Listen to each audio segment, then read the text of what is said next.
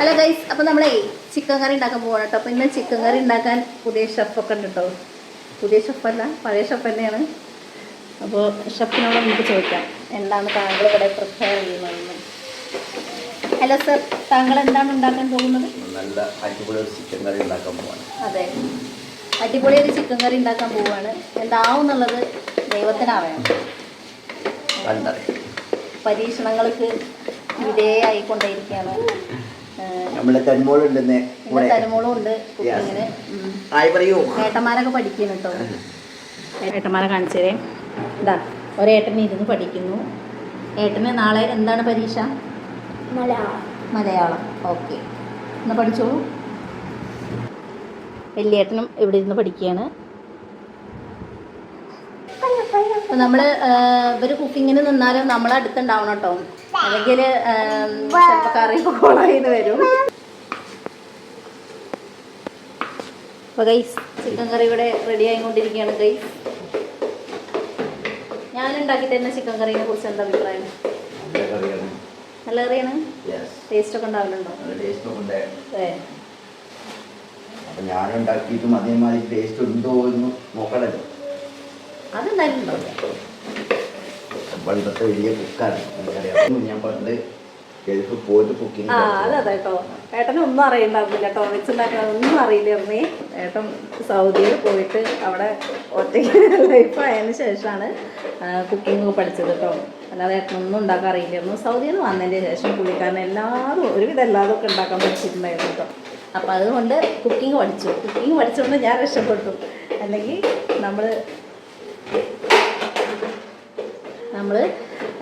നമുക്ക് വയ്യാത്ത സമയങ്ങളൊക്കെ നമ്മൾ കുടുങ്ങില്ലേ. ഇവർക്കൊന്നും അറിയില്ല എന്നുണ്ടെങ്കിൽ ശരിക്കും കുടുങ്ങും കേട്ടോ. ഇതിപ്പോൾ ഏട്ടന് കുറച്ച് കുക്കിംഗ് ഒക്കെ അറിയുകൊണ്ട് ഞാൻ രക്ഷപ്പെട്ടു.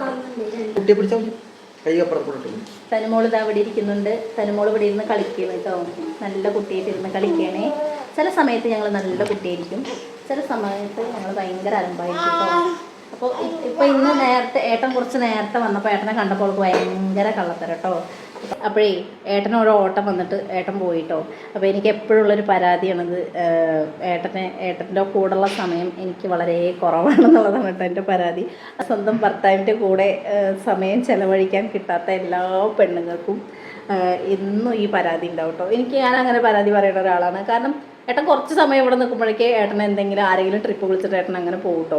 അധികം നിൽക്കാറില്ല ഏട്ടൻ, അങ്ങനെ അധികം വീട്ടിൽ നിൽക്കാറൊന്നുമില്ല. പക്ഷേ എപ്പോഴെങ്കിലും ഇവിടെ നിൽക്കുകയാണെന്നുണ്ടെങ്കിൽ അപ്പം ട്രിപ്പ് വിളിച്ചിട്ട് പുള്ളിക്കാരൻ പോകും കേട്ടോ. നമുക്ക് കുക്കിംഗ് ചെയ്യാം കേട്ടോ. പുള്ളിക്കാരൻ ചിക്കൻ കുക്കറിലാക്കിയിട്ടാണ് പോയത്. നമുക്ക് ബാക്കിയുള്ളത് ചെയ്യാം. ചിക്കൻ പൊരിക്കാനുള്ളത് മസാല തേച്ച് വെച്ചിട്ടുണ്ട്. അപ്പോൾ ഇന്ന് നമ്മൾ ചിക്കൻ്റെ കൂടെ കഴിക്കാനുണ്ടാക്കിയിട്ടുള്ളത് വട്ടുപത്തിരിയാണ് കേട്ടോ. വട്ടുപത്തിരി സ്പെഷ്യലാണ് ഇന്നേ. ഏട്ടൻ പോയിട്ട് കുറച്ച് കഴിഞ്ഞപ്പോൾ തുടങ്ങിയത് കേട്ടോ തനുമോള് കരച്ചിൽ. അവൾ ഏട്ടൻ പോകുന്നത് കണ്ടു കഴിഞ്ഞാൽ ഭയങ്കര കരച്ചിലാണ് കേട്ടോ. അപ്പോൾ എന്തായാലും ഏട്ടൻ പോയിട്ട് ട്രിപ്പൊക്കെ കഴിഞ്ഞ് വന്നിട്ടുണ്ട്. ഇനി നമുക്ക് വേഗം ഫുഡ് വിളമ്പാം കേട്ടോ. അപ്പോൾ നിങ്ങൾ ആരെങ്കിലും ഇങ്ങനെ വട്ടുപത്തിരിക്ക് ചിക്കൻ കറിയൊക്കെ ഉണ്ടാക്കിയിട്ട് കഴിച്ചിട്ടുണ്ടെങ്കിൽ നിങ്ങൾ താഴെ കമൻറ്റ് ചെയ്യണം കേട്ടോ. ഭയങ്കര ടേസ്റ്റ് കേട്ടോ നമ്മളെ വട്ടുപത്തിരിയും ചിക്കൻ കറിയൊക്കെ.